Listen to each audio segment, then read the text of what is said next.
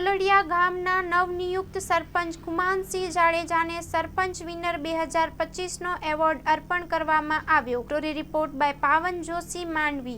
નમસ્કાર દર્શક મિત્રો, સ્વાગત છે તમારો મા આશાપુરા મા ન્યૂઝ લાઈવમાં. આજે અમારી ટીમ આવી પહોંચી છે માંડવી તાલુકાના પોલડિયા ગામે.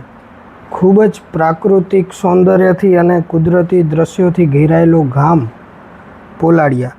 ત્યાંના નવનિયુક્ત સરપંચ ખુમાનસિંહ બળવંતસિંહ જાડેજાને સરપંચ વિનર 2025નો એવોર્ડ આપવા. તો એકવાર હું તમને વાંચી સંભળાવી જાઉં. સૌ મતદારો, ટેકેદારો, સભ્યો અને ગ્રામજનોના સાથ સહકારથી આપ સરપંચ પદે ચૂંટાયા એ બદલ હાર્દિક અભિનંદન. આપ ગામના વિકાસ માટે કટિબદ્ધ રહી સૌનો અવાજ, સૌનો સહકાર, સૌનો વિકાસ એ સૂત્રને સાર્થક કરીને ગામને રળિયામણું બનાવશો એવો વિશ્વાસ. ચૂંટણી પછી સૌ ગ્રામજનોના ગામના સર્વાંગી વિકાસ માટે સતત કાર્યશીલ બને એ અપેક્ષા. આપનું ગામ સ્વચ્છ, સુંદર અને સ્માર્ટ વિલેજ બને એવી શુભકામનાઓ. શુભેચ્છક. કચ્છિયત સાપ્તાહિક, મા ન્યૂઝ, કચ્છ કલાપી ન્યૂઝ સાપ્તાહિક. ખાસ કરીને પહેલો પ્રશ્ન કે કેવી રીતે વિચાર આવ્યો તમને ચૂંટણી લડવાનો? શું છે કે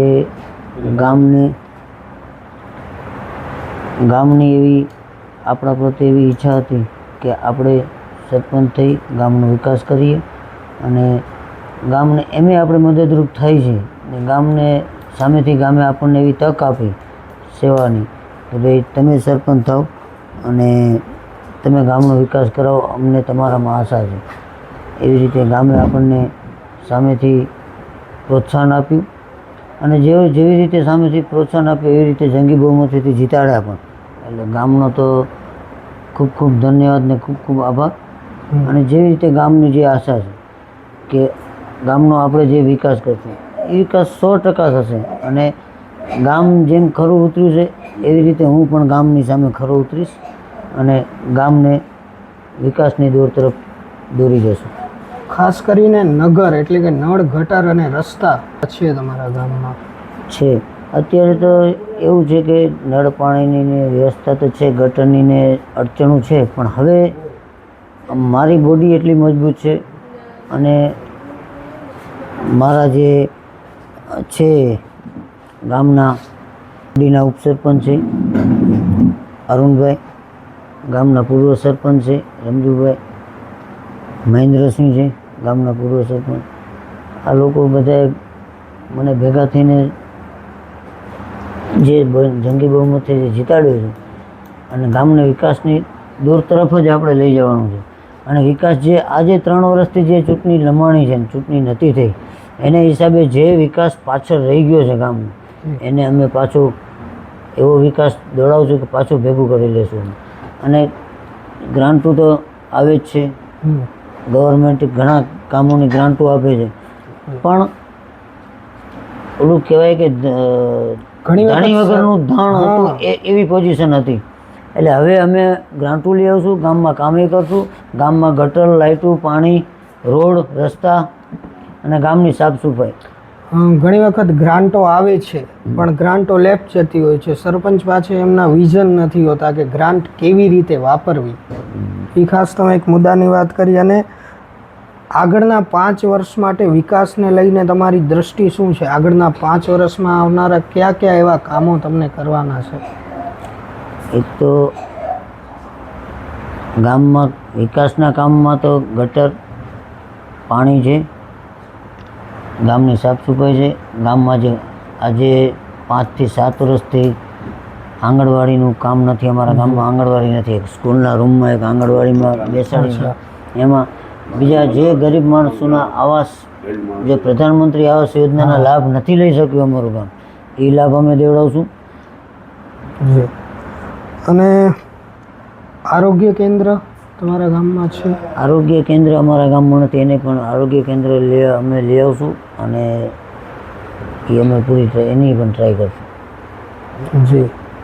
તો મિત્રો, આ હતા આપણી સાથે પોલડિયા ગામના સરપંચ ખુમાનસિંહ જાડેજા, જેમને પૂરો વિશ્વાસ આપ્યો છે કે જે રીતે ગ્રામજનોએ મારા ઉપર વિશ્વાસ મૂકીને મને જંગી બહુમતીથી જીતાડ્યો છે એ જ રીતે હું પણ ગ્રામજનો ઉપર વિશ્વાસ ઉપર ખરો ઉતરીશ અને ગ્રામને વિકાસ તરફ લઈ જઈશ.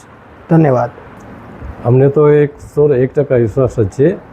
આ પહેલાં જે સરપંચ હતા 3 વર્ષ સુધી વહીવટદારના હાથમાં અમારી પંચાયત હતી, સરપંચની ચૂંટણી નહોતી થઈ, પણ વિકાસના કામમાં કંઈ ઝીરો હતું, કોઈ વિકાસ થયો જ નથી. સંસદ સભ્યએ કોઈએ ધ્યાન દીધું, નથી ધારાસભ્યએ કોઈએ ધ્યાન દીધું. 15 વર્ષમાં અમારી કોઈ ગ્રાન્ટ જ નથી આવી. ને હવે અમને પૂરો વિશ્વાસ છે કે અમારા એક્ટિવ સરપંચ છે અને અમે બધા એમની સાથે જ છીએ.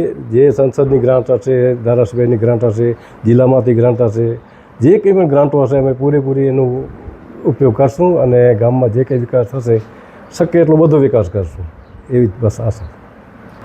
હા, ધારાસભ્ય તો બહુ સારા જ છે અને વિકાસમાં કામોમાં બહુ ધ્યાન જ આપે છે, પણ અમારાથી કારણોસર એમની પાસે પહોંચાડ્યું નથી.